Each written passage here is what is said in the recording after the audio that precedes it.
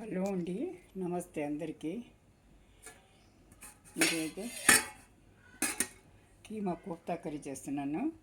కీమాలు, అల్లం వెల్లుల్లి పేస్ట్, ఉప్పు, కారము, ధనియా పొడి, తర్వాత లవంగాల పొడి, పుట్నాల పొడి, ఉప్పు వేసుకొని కొత్తిమీర, కొద్దిగా ఉల్లిపాయ, ఒక హాఫ్ ఉల్లిపాయ వేసుకొని మొత్తము గ్రైండ్ చేసుకున్నానండి. మెత్తగా పచ్చిగా గ్రైండ్ చేసుకొని ఇప్పుడు ఇవి బాయిల్ చేసి ఇందులో నీళ్ళల్లో ఉడికిస్తున్నాను. ముందు కీమా వండలు ఇందులో మిక్సీ చేసేటప్పుడు కొద్దిగా ఆయిల్ కూడా వేసుకున్నానండి. ఒక హాఫ్ స్పూన్ ఆయిల్ వేస్తే నీట్గా వస్తుంది అన్నమాట. వండలు చక్కగా వస్తాయి.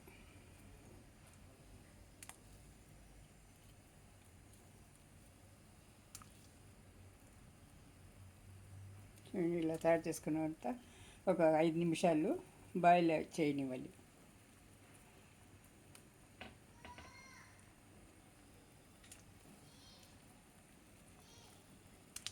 ఇది 1/4 కిలో కీమా అండి. ఇది అంటే 300 గ్రామ్స్. 11 ఏమో అయింది. 12 అయిందండి. కరెక్ట్గా 12 వచ్చినాయి అంతే. 5 నిమిషాలు ఇది బాయిల్ అయిన తర్వాత చూపిస్తాను చూడండి. ఇదిగోండి కీమా వంటలు ఇలా ఉడకాలండి. ఇంకొద్దిగా ఉడికితే అయిపోతుంది అన్నమాట. కొద్దిగా టర్న్ చేసుకుందాము. వెంటనే చేయకూడదు. కొద్దిసేపు తర్వాత ఒక 2 నిమిషాల తర్వాత టర్న్ చేయాలండి. ఎందుకంటే పచ్చి పచ్చిగా ఉంటాయి, విరిగిపోతాయి అన్నమాట.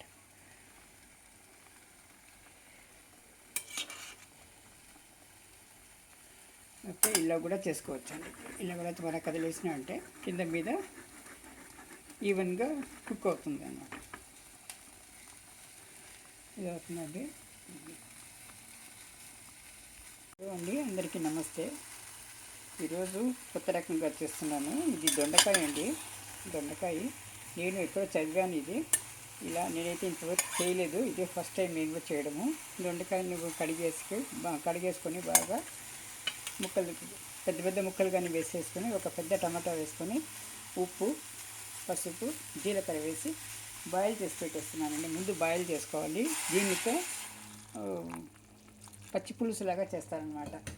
చింతపండు పచ్చి పులుసు ఎట్లా చేస్తారో అదేవిధంగా దొండకాయతో పచ్చి పులుసులాగా చేస్తారండి. ఇది బాయిల్ చేస్తారు. కాకపోతే పచ్చి పులుసులాగా అన్ని ఉల్లిపాయలన్నీ పచ్చి పచ్చిగానే వేసుకుంటారనమాట. తర్వాత చూపిస్తాను. ఇది ముందు బాయిల్ అవ్వాలి. 2 విజిల్కు బాయిల్ చేస్తాం.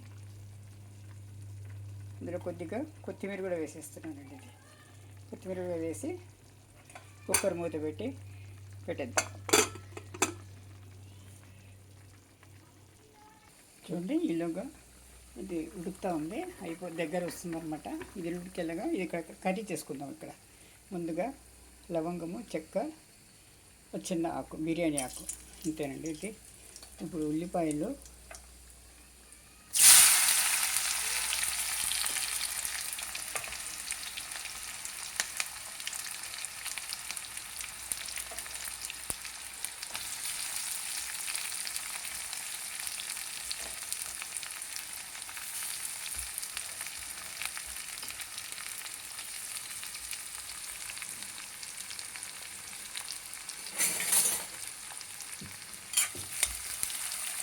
ఉల్లిపాయలు మెత్తగా కొద్దిగా ఎర్రగా కాకుండా కొద్దిగా వేగాలండి.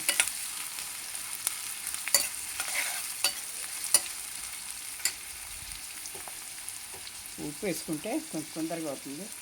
ఇందులో కూడా ఉప్పు వేసాము కాబట్టి ఇప్పుడు చూసి వేసుకోవాలి. ఎక్కువ వేసేస్తే మళ్ళీ ఉప్పు అయిపోతుంది. ఇది తుమ్మ స్పెషల్ అండి. ఈరోజు వేస్తున్నామంటే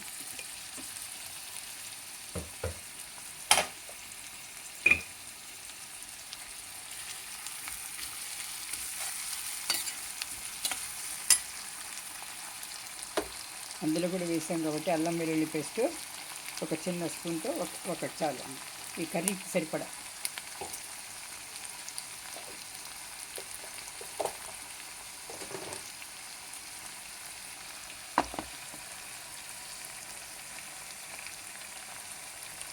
ఇందులోనే కారము,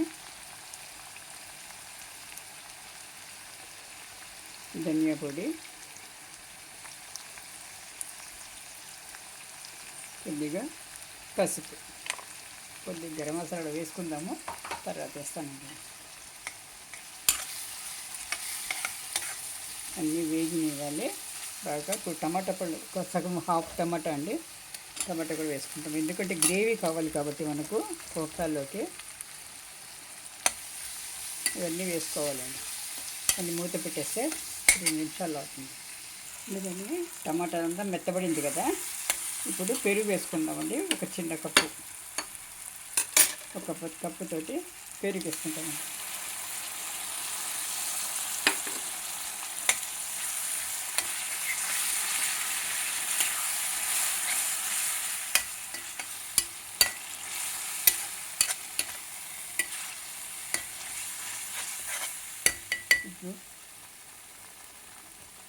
ఇప్పుడు ఇక్కడ అయిపోయింది కదా, ఇది అయిపోయిందండి. ఇది ఇందులో వేసేసుకుందాం అన్నమాట. ఇది గ్రేవీ అంతా గ్రేవీతో పాటు వేసేసుకోవాలండి. మనం నీళ్ళతో పాటు వేసుకోవాలన్నమాట. కొద్దిగా నీళ్ళు వేయాలి.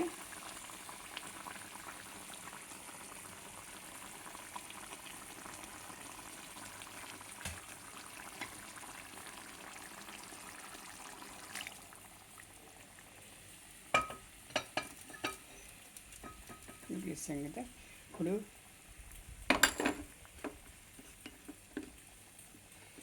ఇది కొబ్బరి పాలపొడి అండి, కొబ్బరి పాలపొడి వేస్తున్నాను అనమాట.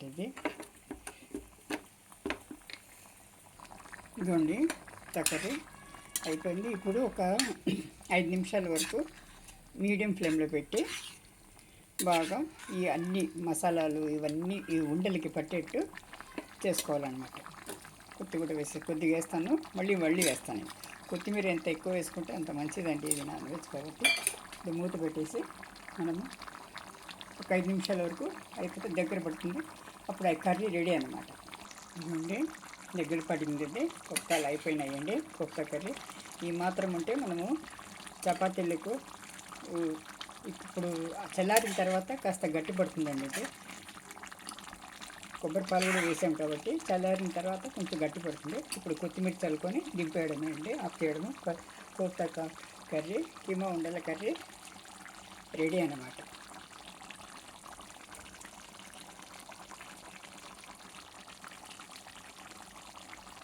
ఛానల్ని లైక్ చేయండి, సబ్స్క్రైబ్ చేసుకోండి, షేర్ చేయండి, కామెంట్ చేయండి. మీరు ఒకసారి చేసి చూడండి, బాగుంది అనిపిస్తే మీ ఫ్రెండ్స్కి, రిలేటివ్స్కి, అందరికీ, ఎవరికి తెలిసిన వారందరికీ షేర్ చేయండి.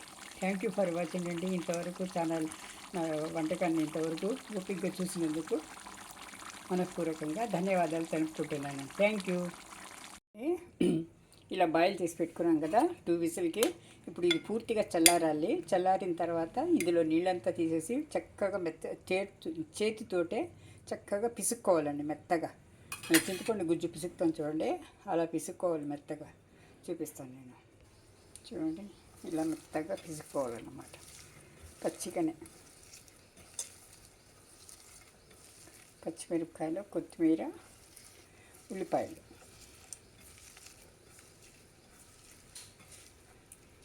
ఈ దొండకాయల గుజ్జుని స్మాష్ చేసుకున్నారండి. ఇది పప్పు గుజ్జుతో మ్యాష్ చేసుకున్నాను అనమాట.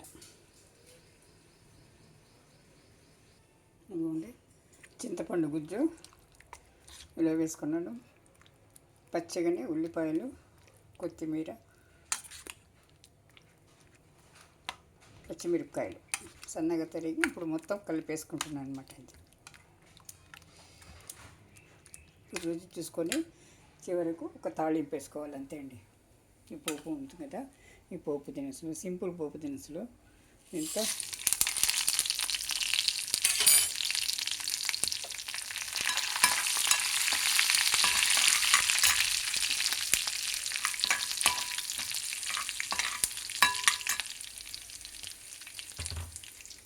ఇందులో ఇది కొంచెం పచ్చిపులుసు ఫ్లేవర్లో ఉంటుందండి.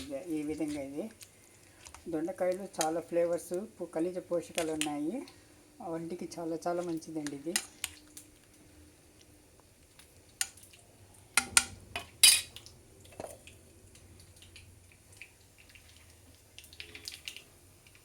పోపు వేగింది, ఈ పోపు ఇందులో వేసేసుకుందాం.